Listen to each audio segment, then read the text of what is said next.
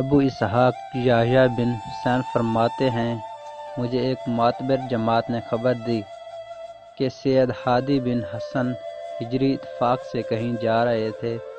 راستے میں ایک کھوپڑی دیکھی اور اس میں لگام بھی تھی۔ سید ہادی نے اس کھوپڑی کو اٹھا کر زمین کے نیچے دفن کر دیا، مگر فوراً زمین نے اپنے اندر سے اس کھوپڑی کو باہر نکال دیا۔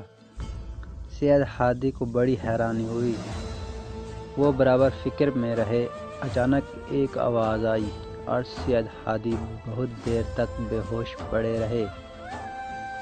اس طرح کی مزید انفارمیشن ویڈیو کے لیے ہمارے چینل کو سبسکرائب کریں۔